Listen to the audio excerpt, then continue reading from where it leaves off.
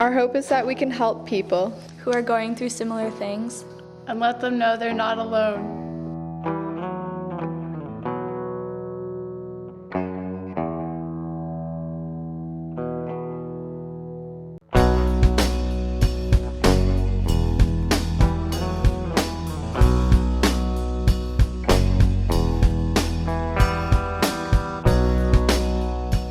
I'm Sam Lewis. My name's Rachel Keenitz. My name's Jinx Potter. My name's Sarah McFarland. My story begins in probably grade 8 when I started feeling really depressed and missing a lot of school because of it. My story begins when I was younger. I've moved 17 times and been to 15 different schools, and that was because of my dad. He was bipolar and he is an alcoholic, and he just always wanted to find that perfect place. Well, the hardest thing I probably had to go through in my life was a manipulating relationship. My story begins when my dad left me and my mom when I was a baby. When I was 8, my parents got divorced and I had to live in the Burlington Women's Shelter. I was unhappy because he and I were so different. He was such a negative person and he always looked at things as being bad. It was really hard for my mom because she was bipolar and she was on medication, so we had to go live with my grandparents.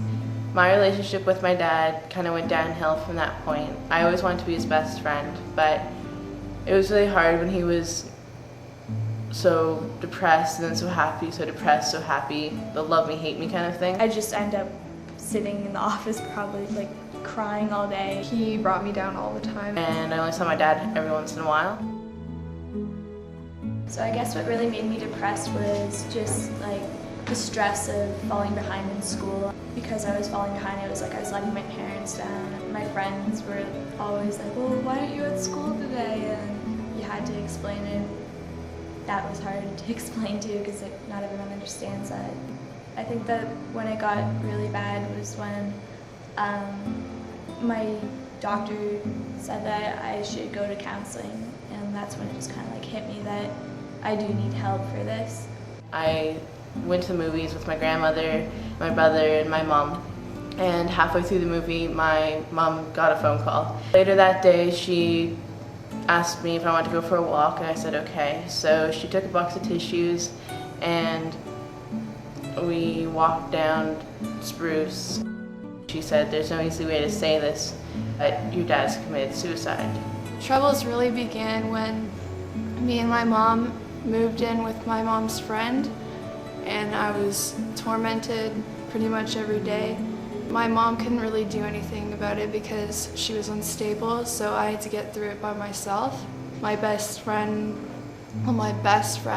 basically lied to me 24/7. So today it's really made me not be able to trust people. He always gave me this story that he was going to kill himself because he was depressed all the time. He had bipolar and he was in and out of the hospital on medication. I didn't think of it as being abusive because it wasn't physically abusive, but it was definitely emotionally abusive. I remember one time when he came up to my cottage with me, he and I got into this really big fight. He went to the cabin and I went there to see how he was doing, and he goes, I hope you're happy, I just cut myself.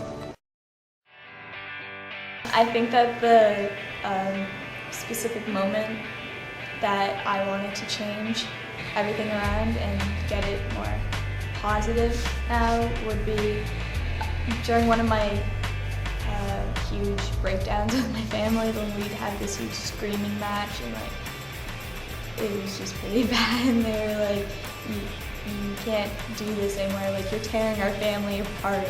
I think my real turning point was when I saw how stressed out my mom was getting, and my dad started to call and ask me why I was missing so much school, and he started to blame it on my mother.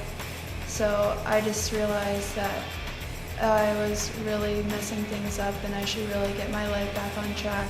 High school was definitely one of the things that helped me, just because the difference between elementary school and high school for me is that I have more friends now and I fit in better, and so that alone just makes me happier.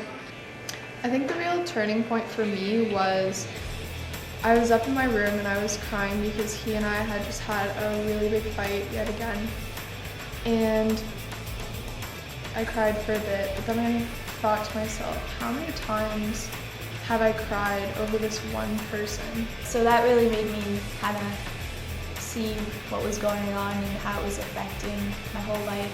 And I wanted that to change. I wanted to just go back, going to school, doing things normal kids would do, like going to the movies, going to restaurants, stuff like that. One thing that made a huge difference in my life, actually, believe it or not, is the movie The Butterfly Effect, because it wasn't really until I watched that movie that I realized how things really do happen for a reason, and I started thinking about my life and like all the things that got me to where I was then and where I am now. And that's when I started to go on antidepressants and go back to school, and then my marks started to go up, and then I was feeling more proud of myself. I cared about him so much, but he clearly didn't care about me if he made me that upset all the time.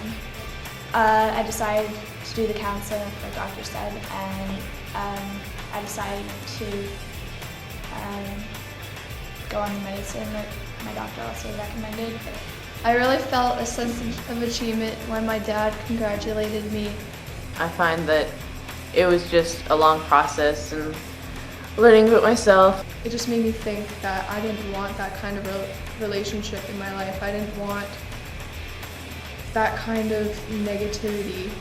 I didn't want to be lied to all the time. Now I'm just going to keep on going on until the end of school, and then I'm going to see what I can make of myself. I really saw how my true friends were because they really got me through it. I feel that it's made me stronger and the person who I am today, and I believe that everything happens for a reason.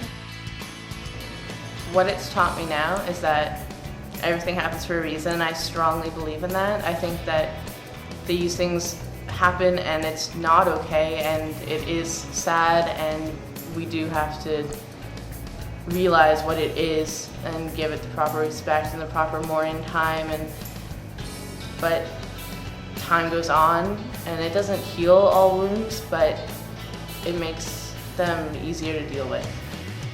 Good things do come out of it though. You learn from your mistakes and your experiences, and it makes you grow as a person, and you just gotta have hope and know that you're gonna be okay. Going through something like that really taught me a lot about myself. It taught me that I'm strong. Life is hard, but you never go through more than you can handle. I got through it. Got away from it. I got out of it. I got help for it.